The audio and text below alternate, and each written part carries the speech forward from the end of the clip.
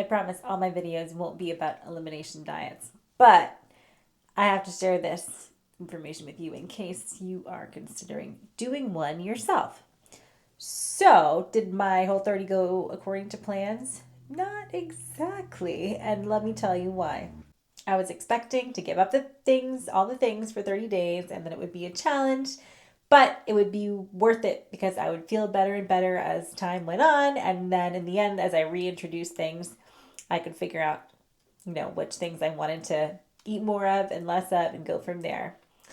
So I was honestly a little afraid that I would starve and not get enough calories by restricting so many food categories. And on the other hand, I was worried that what if I feel so much better at the end that I permanently have to eliminate dairy and gluten from my diet and miss out on a lot of my favorite foods. Well, as it turned out, neither of those were really the issues. And what did in fact happen was that, like 2 weeks in, I was feeling better and better. I think I had more continuous energy, maybe you would say clean energy throughout the day instead of the peaks and troughs of high and low blood sugar. I think I just had better focus in general when working on different projects. Maybe my skin is a little bit clearer and brighter. So there were definitely benefits. But like I said, 2 weeks in, I started noticing negative shifts in my digestion. And I figured, okay, well, I'm feeding certain microbes in my gut biome more and feeding certain other microbes less. So there's a reconstruction process. So there might be some discomfort that's temporary. But it got worse and worse and worse. And by day 29 of my Whole30, I was like, this is really kind of miserable. And I was expecting to feel much better. So what gives? So I took to Google, of course, Dr. Google, and I discovered that everything I was eating basically was high FODMAP. So, what the heck is FODMAP? I actually had to look it up myself because I had heard of it in passing, but I didn't really know what it was. So, it stands for fermentable oligosaccharides, disaccharides, monosaccharides on polyols, which probably means nothing to you, again, if you haven't heard of FODMAP, but it is a certain group of sugars that's digested in a particular way. So if you eat a lot of foods that are high in FODMAP and you don't digest those sugars well, then you might have bloating or gas or different digestive issues. So thinking I was eating such healthy, good alternative options, was eating a ton of cashews and pistachios, a ton of dried fruit like apricots and raisins, lots of apples, cherries, and for vegetables, I was eating lots of broccoli, Brussels sprouts, asparagus, and large amounts of sweet potatoes and squash. Onions and garlic are also on that list. So I was eating a lot more of those, doing the Whole30, and then thinking, oh, I have these digestive issues. Maybe it's because I'm introducing more fat and protein. Maybe I should cut back on those. I was leaning even more into all those fruits and vegetables that were actually causing the problem.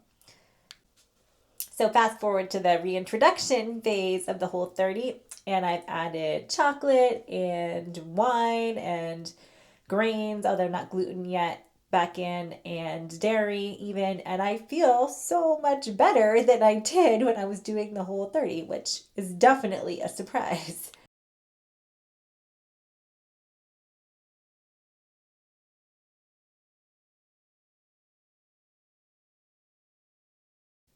The answer is definitely not. I'm really glad I did it, even though it wasn't the most enjoyable experience for myself personally. And again, someone else might have a totally different experience and might just feel better and better and like $1,000 in the middle of their Whole30.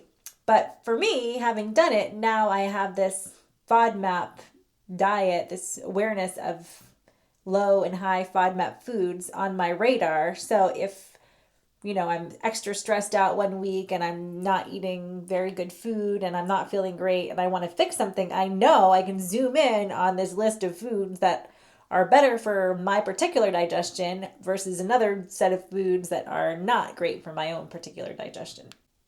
I suppose you could argue that if I hadn't done a Whole30, I would just be blissfully ignorant and still feeling relatively healthy. Um, and even though nothing had really changed. But the way I see it is doing a Whole30 is like doing an inspection on a house you're going to buy.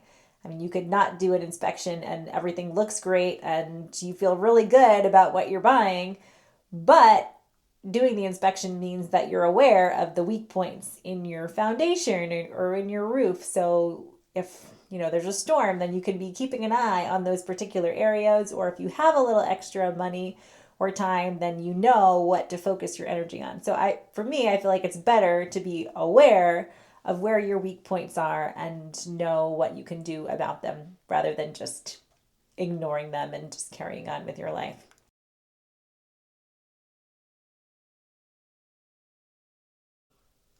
The biggest thing I think I take away from this Whole30 experience is a big reminder of the importance of balance in our lives.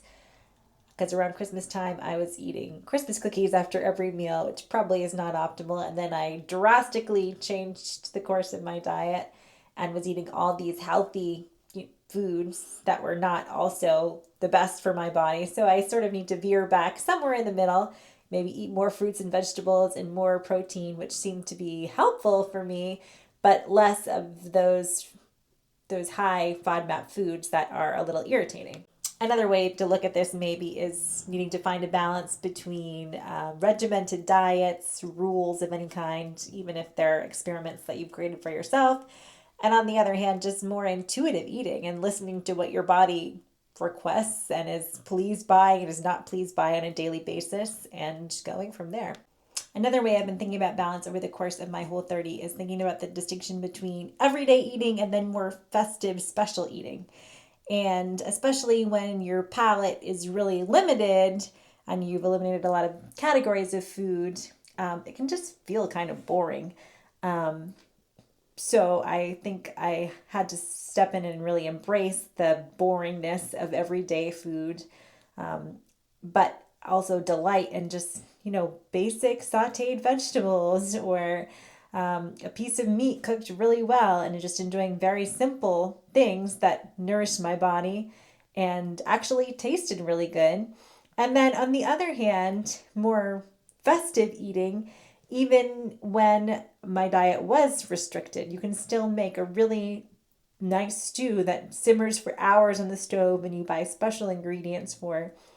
And I think both of those extremes, the really everyday, basic, boring eating and enjoying that, and then on the other hand, setting time aside to make those special meals occasionally, they're both really important. Another way I considered balance during my Whole30 was considering different categories of food and trying to balance those. So I would try to get in, protein and vegetables in every meal and often fruit too, just to fill it out. And that just got me thinking about making balanced meals in general for myself and my family. And I do like the idea that you don't need to have a balanced meal every meal. Like you could just have a plate of pancakes and have a lot of grains for breakfast, and then you could have a salad with veggies on veggies on veggies for lunch, and then you can have your protein for dinner. And arguably, maybe it's better to eat your protein in the morning to get your circadian rhythm set up.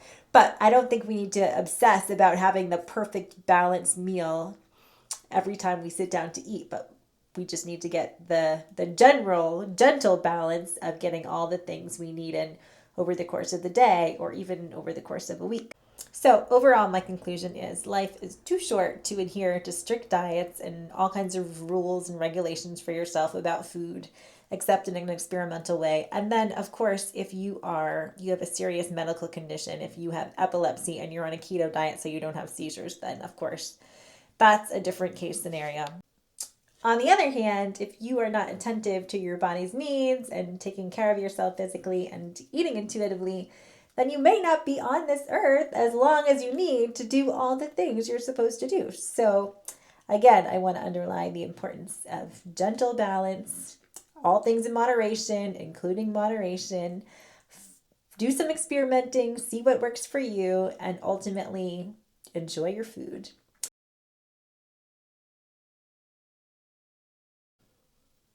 And speaking of enjoying your food, I have some videos coming up in the next few weeks about other ways of experimenting with food and also videos on different ways you can enjoy and celebrate food. So be looking out for those.